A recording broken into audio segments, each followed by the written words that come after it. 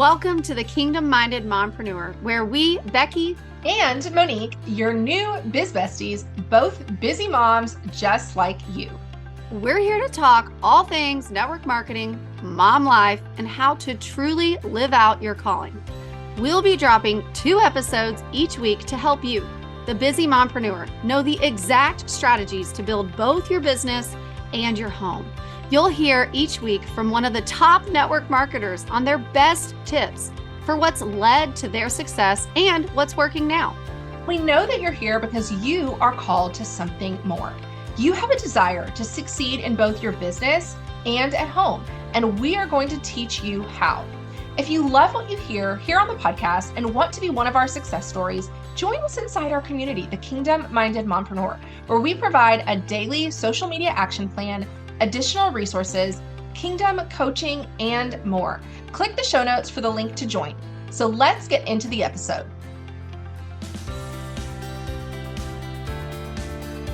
Hey friends, welcome back to the podcast, The Kingdom-Minded Mompreneur. We are very excited today to be sitting down with one of our friends, Katelyn Van Zandt. She is a wife and mama of 3 kids and a founding platinum director, you guys, with Farmasi. So lots of wisdom and excited to have this conversation. Monique is here with me today, and we're just thrilled to get to connect with you, Katelyn. So welcome to the podcast. Hi, thank you so much for having me.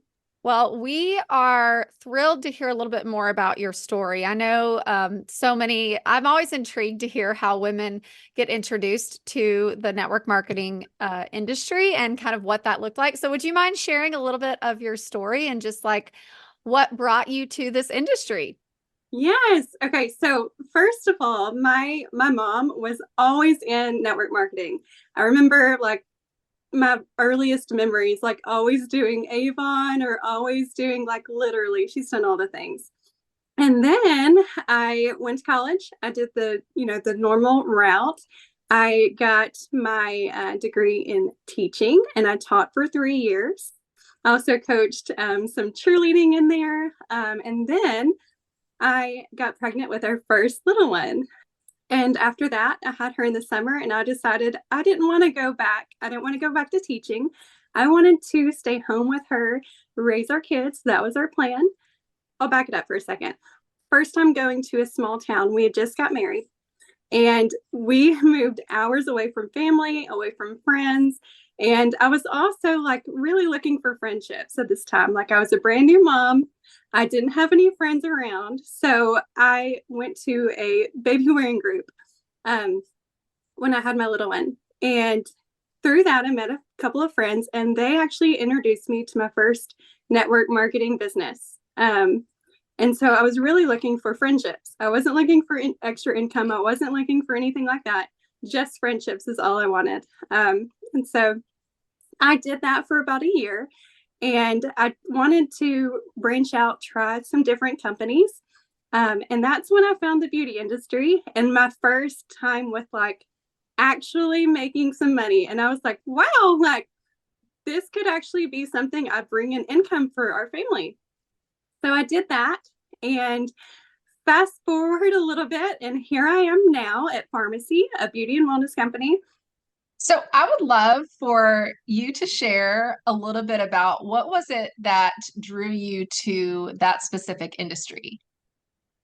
So originally, I started network marketing just for the friendships. That's what I was looking for. I was a brand new mom. I was looking for a community.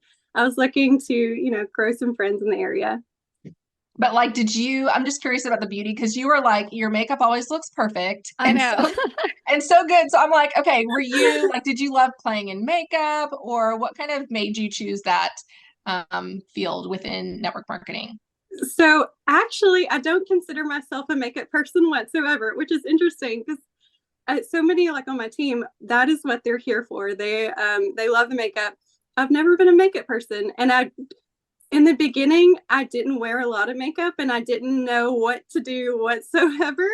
But through this has like taught me how to do makeup and taught me like to really like it. Like I love playing in it now, but I'm definitely not a makeup person. So I just really like it. Yeah. That Well, is that just so goes to funny. show, well, it just goes to show that you can like become an expert in anything. Yes. Like you can Yeah. learn how to do anything. And especially if you have that why that's driving you behind it. Yeah. Yes. Well, and when she mentioned the community, right? Like people I think have this stipulation like, oh, this person over here doesn't need the business because they make their husband makes all this money or whatever, right? Whatever Yes, for reasons sure. we tell ourselves before someone offers the business. It's like you were like, I wanted friendships. I wanted community. And our stories are very similar. I was also a teacher by trade turned mompreneur. Same situation, right? Like had a baby and was like, I do not want to go back. Like, I'm like, these kids are sweet, but I was like, I want to stay home and raise my baby. So I think it's a very common theme among women in this industry is that, desire to have a community, but also, like you said, you found something that you were like, hey, I can actually make money, right? Not just have the Yes. community, but I can also make money. And so I would love to know, as you began to see the big picture of, right, the money opportunity, the business side, outside of the community, what has that looked like as you've built your business in regards to how do you show up? Like, what are the ways that what kind of income producing activities are you doing that have helped you not only have success in your own business, but also, right, like when leading a team? So what does that look like for you? So throughout the years, I've been doing this for maybe 9 years now. It has looked completely different from the beginning to now. In the very beginning, I really like to do in-house parties because I was looking for those friendships. I was looking for that community. And like I was teaching. So I was taking my teacher role and like implementing it in what I was doing. So it started off like that. Now that I have 3 little ones at home and it is just all over the place right now with our schedules, I do absolutely everything online. Let's see, I would say my number one thing right now is TikTok, and focusing on Instagram too. Reels and TikToks are where it's at. So if you're not doing that, I highly recommend doing that. And it's not something like you don't have to do any crazy transitions. You don't have to do any crazy, put yourself together and do all these things. You can literally just make simple videos with words on them. It's just about reaching your people and building those connections. So I would definitely recommend that. Yeah. Okay. So let's talk about that for a second, because I think one of the things that I have noticed since I've been following you on social media is number one, you are so consistent. Like every day you are in my newsfeed and I'm like, oh, there's Katelyn showing up today. It's always like an encouraging quote or something, something encouraging people in their faith or just really calling people higher. But your reels, like you're very consistent with your reels. And so I think a lot of people struggle with social media and feeling confident on social media, the consistency of showing up. So if somebody approached you and they were like, hey, what advice would you give for social media? Can you just talk about, I know this is not even one of the questions we talk about, but could you just share a little bit about social media? So, some people are not going to like what I have to say about this, but I'm extremely introverted and extremely like I was the shy kid. I would literally hide from my own family when we went to social media gatherings. Not that with Christmas, like going to see my grandma. I would hide in the back room and not. I would just hide away. And through network marketing, it's brought me so much out of my comfort zone. And you have to lean into that. Earlier on, I did like a coaching with Eric Worre, and he had this challenge for us. And he said, I want you to think for just a few minutes. And I want you to think, what is one thing that holds you back in your business? And immediately I'm thinking going live. Like I'm terrified to go live. I don't want to do that. I don't want to put my face out there. I don't want to talk to people. Like if I can do anything behind the scenes, I'll do that. And then after we like picked our thing and didn't say what it was, he was like, I want you to do that 100 times in 7 days. And immediately I'm like, oh my goodness, like there's no way I can possibly do this. But he gave us a challenge. So I did that 100 lives in 7 days. What? And if you calculate that, it's about like 14 to 17, depending on how many you want to do a day. And I did that. And I have videos of me, like I was literally like breaking out in hives. It was terrible. I was like tearing up. Like it was just terrible. But after doing so many, like even at the end of the first day, there was such a huge change in my confidence and in everything that like the end of the challenge, I was like, it was a breeze. Like it was so much Oh my easier. goodness. That is incredible. I'm just like, what, like even me, I'm thinking that is like a huge stretch. And for I know. you, I was thinking the same thing. I was like, that's Yes. amazing. But it's a really powerful challenge because, like you said, it Yes. built up your like the beginning, you were like, I want to die. You know, it's like, why? I want to do Yes. anything other than this one thing right now. But then by the end of it, you were like, I got this, right? Yeah. Because it's what I always like to tell even my children is like, practice doesn't make you perfect, it makes you prepared. And Yes. so that's essentially what he was doing is he was building up your confidence. He was helping you build up confidence in that one area that you were terrified to do, Yes. right? And as a Hmm. result, I'm curious, like, did you see anything happen as a result of you doing that aside from the confidence boost? Yes. So people, of course, are going to notice me breaking out in hives and like sweating and all that. They're going to see that. And they're also going to be curious about like, why is she doing this? If she's so nervous, if she's so scared to do this, why in the world is she doing this? So it brought them along that journey too. So they were very encouraging. The labs, of course, you kind of run out of things to talk about. So, I mean, you can talk about all the things. They were watching absolutely everything I did. So it definitely, I mean, aside from that, it encouraged social media growth because people were like interested to see like what's going to happen on this lab now, like what's going to happen at the end of the 7 days, like all the things. So it just helped everything. That's interesting. Did you go live on a bunch of different platforms and kind of spread it out? Like, what, I'm just curious. I'm like so intrigued by this. So what did the 7 days look like? Where did you like have to like plan it out? Or were you just like, oh no, it's 10 o'clock at night and I have two lives left. Like I'm just curious. Like what, I'm so intrigued by this. It was craziness. I went live. I counted different platforms for different labs because I wasn't going live on multiple at the same time. So I would go live on TikTok for 10 minutes. I would go live on Facebook for, however long. So I would spread it out. That's fun. that's That's fun. incredible. Yeah. Well, and I think also, okay, so beyond Farmasi, I think of you and I think of like content creator also. Would you describe yourself that way? Because Yeah. go ahead. Yeah, I would. I also do just for different small brands, I'll do like different videos and stuff like that. So yes, I'm kind of branching out just a little bit now.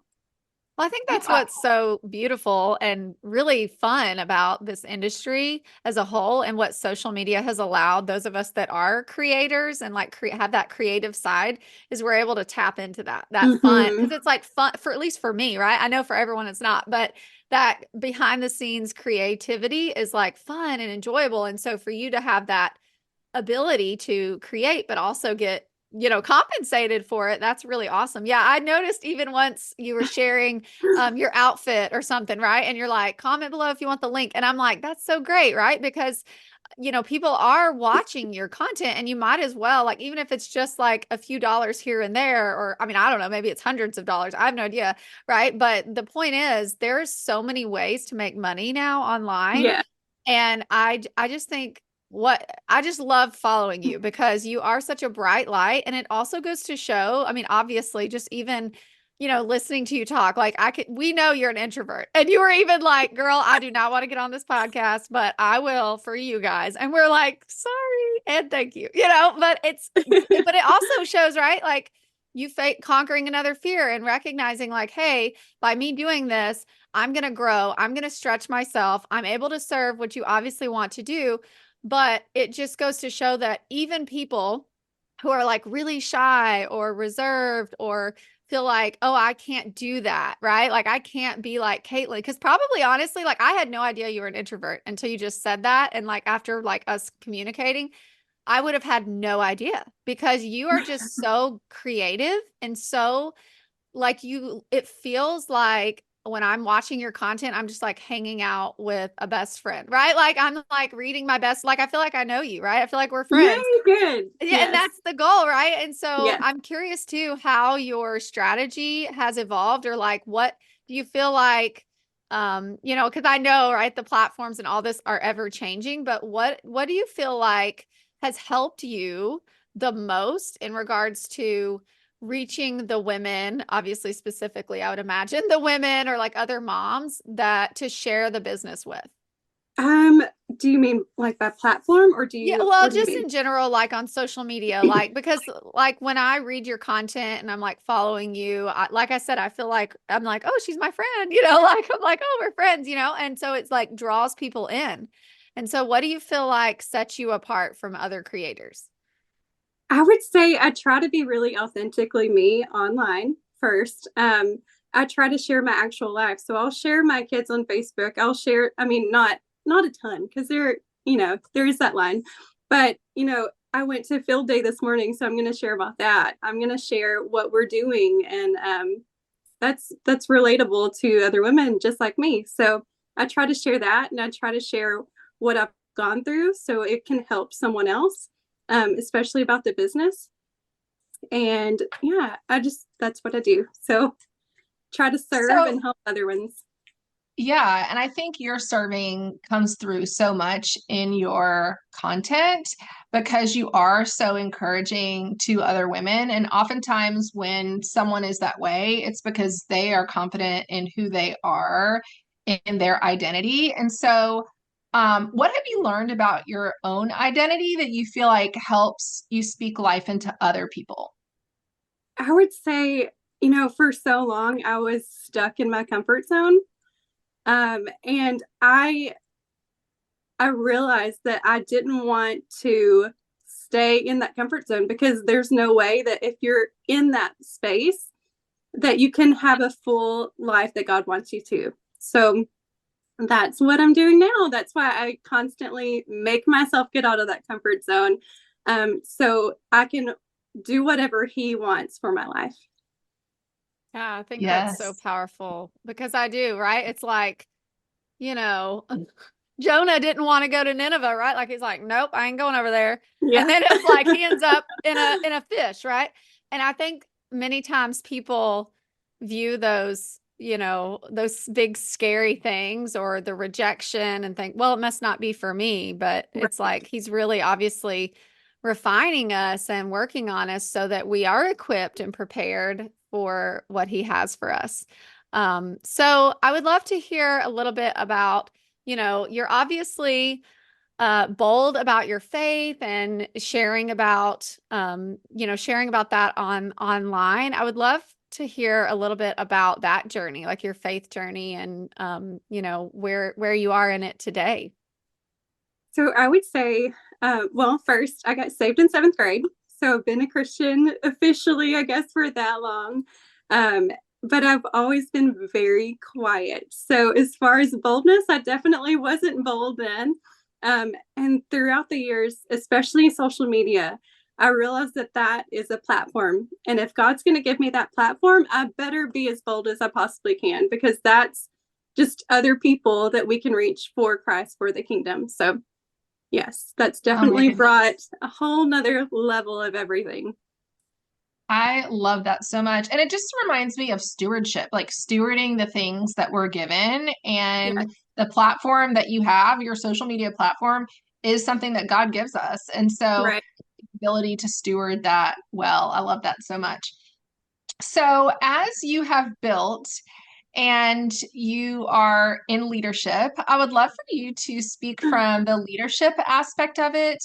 If somebody was wanting advice on how to become a better leader, what would you tell that person? So this is one of my favorite questions. So I've always said lead with love and serve. So there's several things that I would have advice for. The first being find whatever their specific need is, and then fix that. And if you fix that and give them help, there's going to be other ones that need that specific help too. So create like a system that you have like either a frequently asked questions that person, that problem fixed. You can have that to go to. You could create like a board app that has those questions answered. You could even do that in groups on Facebook or put that just in directly in the onboarding because if others had that question, then um, then they're going to have that question. Does that make sense? I love that. So Yes. also with onboarding, I always like to, as soon as I have someone sign up, I do a Google form for them, send that right to them, and it has like a list of different questions, like their color personality. We talk about if they are brand new to network marketing. We talk about what their goals are. They're very specific. Like, some people just come in wanting that community, and that's amazing. Some people want to come in and like make $500. Some people, want different things. So I want to know exactly what that is so I can serve them the best I can. And yeah, get that in place. I think that's great. Yeah, I love all of that. And especially when you said lead with love, because I think, and the Google form, I think is a really powerful tool for you as a leader, but also for even just that person coming in and thinking through those questions themselves. Because some people just jump in and they're like, oh, fun, and they don't really know what is available to them. And so by you presenting that space to say like, hey, I want you to think about what do you want from this, right? And tell me about who you are. And that gives you as the leader kind of this filter for how you connect with them, how you coach with them, also like what to dangle in front of them or remind them of, like, hey, remember you're working towards this thing over here.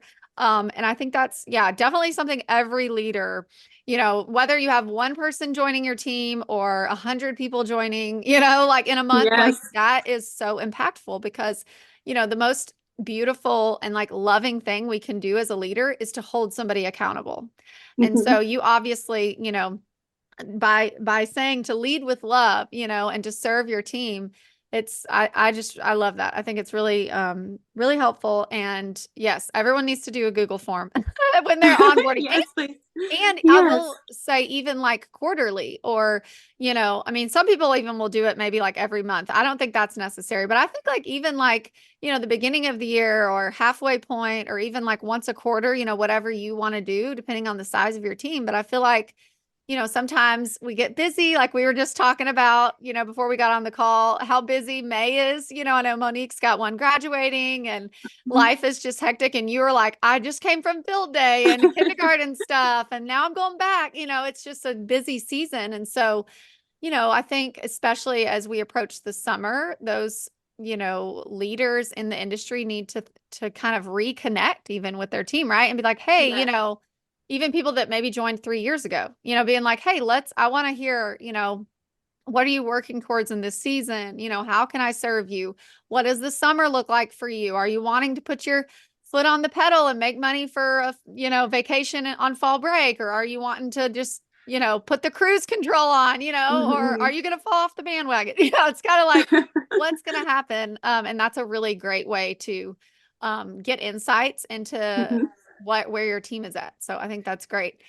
So you're obviously, a working mom, right? Like you're busy, you're jumping around from, field day and just, you have, 3 under 10 that's a lot, right? It just is a lot in general to have children, but I feel like that's the age where they know when you're present, they know when you're not, and they'll call you out on energy level. Right? Yes.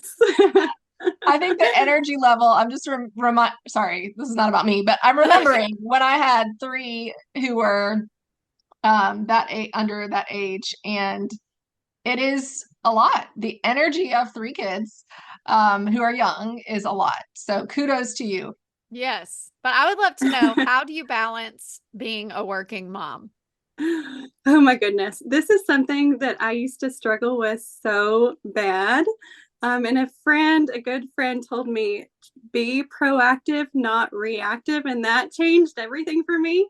And she also told me like some really good advice for the mornings, which I'm going to share. So, I would say number 1, like put God first. So for me, that looks like I wake up at least minimum 30 minutes before everyone in the house wakes up. So I can have peace before anything.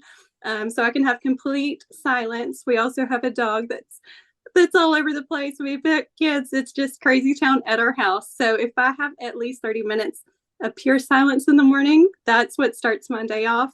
I can pray before anybody wakes up. I can go over my checklist for the day. I can do, just have coffee by myself, and that starts my day off right.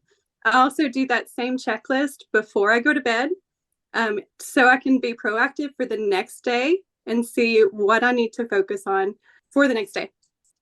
Okay, I would love to know what is on this checklist. I think everyone listening is all like, all right, I need to know. She's a high performer. Like, what are the things? I think there is so much power. I mean, even for myself, if I get up when Evelyn gets up, it is like the day is already, I'm already feel behind, Yes. right? Yes. And I used Yes. to like fight it, and I still do. I'll be honest. Like the end of the school year has really kicked my booty. I'll just leave it at that. But Yes. I totally agree. Like if you are able to get up, even like you said, just 30 minutes, like 15 minutes, 20 minutes, whatever, even if it's just long enough for you to have some coffee, say a prayer, read maybe like 3 scriptures, be like, all right, God, get me through this Yes. day, right? There is just something powerful, like your posture, the way you show up, your energy, the emotions versus like, oh, hurry, hurry, hurry, hurry, let's get out the door, Yes. right? It's just Absolutely. totally different as moms. We really do need that.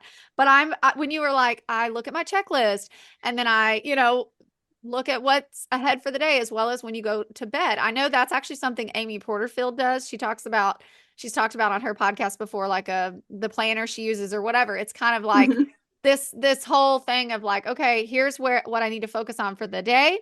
And then it's at night. It's like, did I accomplish the thing? And what am I doing the next day? So I'm kind of curious, like, what does your checklist look like?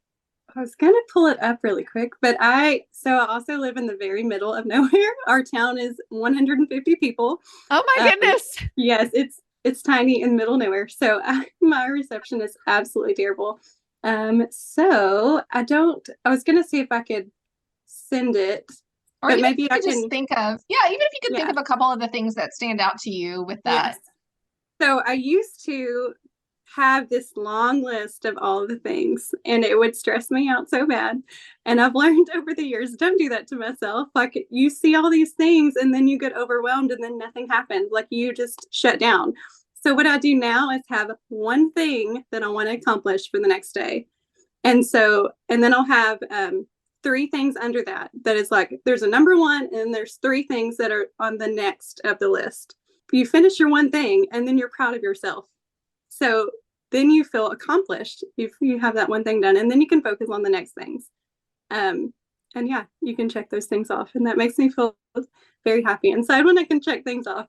Yeah. I mean, I think there's a lot of power in that. It's the same thing. I think, like I said, Amy Porterfield, I think she has like 3 things or something like it's not Mm-hmm. a huge number because I used to Yeah. do the same thing. I would have like a Google Doc and I would do a brain dump, which I do think there is Yes. like a lot of benefits, right? In doing a brain dump, Yes. but don't like focus on the brain dump because then you're sitting there like, I have 17 things to do today. And it's like, no, no, no. Like Yes. categorize it in a way that it's like, what is the like high priority, the most pressing thing that you need to get done or want to get done. And Mm-hmm. then like, I love that you said, then it's kind of like, okay, here are some other things, to focus on. But yeah, that's some solid advice. Cause then you still, even if it's small progress, right? You're Yeah. still going forward. Yes. And I think people tend to, they're like, well, I don't have enough time or I can't do this or that. But if you almost give yourself that, it's almost like tricking your brain, right? It's like a brain hack. Like if you tell your brain like, hey, look what I accomplished today. Like I was able Yeah. to check off my big task for the day. Then your brain's like, oh, okay, this is safe. Like our brains are wired to keep us safe. So it's like, oh, okay, this is a safe thing. Like we're not overwhelmed and paralyzed, like you Yes. said, when we feel like we have too many things on the list. Yes. And so many times, like the main thing that I wanted to accomplish is the one thing that I was avoiding. So if I have 10 things on a list, I'm going to go for the easy task first. And then that one thing that I really needed to focus on doesn't get done. So this way, it's like you get it done early, first thing, and then like your day's a breeze because it's already done. Yes. Okay, that's exactly what I was thinking. I'm like, well, yeah, the very first thing that you put as highest priority, if you're like, all right, I can't end my day without doing this thing, it means Yes. that every single day you're moving the needle forward. I know I went through Brendan Burchard's coaching and he's really big on this as well. Just having like, what is the one thing you need to get done today? And then 3 other things, um, to prioritize. But it really helps you to accomplish and not procrastinate, because by Yes. nature we want to procrastinate. And it's so funny because there are things that you think, okay, this is going to take me forever, or for whatever reason, you procrastinate it. And it's like half the time they take 15 minutes, and Right. whenever you finish, you're like, okay, that was not as bad as I thought it was, Absolutely. or whatever the case. But those are the needle moving activities. And obviously, with the level of success that you have achieved, and I know we haven't even gotten into your success with Farmasi, but you have been very successful in this industry. And so when you are at that level, it's very obvious that you are accomplishing the things that are income producing activities in your business. So one question that we ask all of our guests, and we would love to know your perspective on this. So the title of our podcast is The Kingdom Minded Mompreneur. And so we would love to ask you, Katelyn, what is your definition of a kingdom minded mompreneur? I would say she's one that is putting her business for God. She's giving it to him every day to glorify his kingdom. And short, sweet, simple, that's it. Oh, I love it. I really do, because I think ultimately, that is why, right? We should show up and do everything, is to build out the kingdom. So yes. Well, Katelyn, thank you so much for hanging out with us today. We have loved getting to know you a little bit more, spend some time with you. I would love for you to share, where can people connect with you? Of course, we will put all of the links that you share with us in the show notes of today's podcast episode, but I'd love for people to hear, like, where can they find you online? You can find me on TikTok, Instagram, and Facebook mainly, and just Katelyn Van Zandt. All right. Well, thank you, Katelyn. And you truly are living out that kingdom minded mompreneur. Thank you so much. Thank you for having me. Thanks so much for listening to the Kingdom Minded Mompreneur. If you loved what you heard today, could you stop and give us a 5-star rating and review? It helps our visibility on podcasting platforms so others like you can hear more of this message. Also, if this episode encouraged you, we would love for you to pass it along to your own biz bestie and anyone else who could benefit. Lastly, don't forget that if you want to hang out with us just a little bit more, join us inside the Kingdom Minded Mompreneur community. Click the link in the show notes. Bye for now.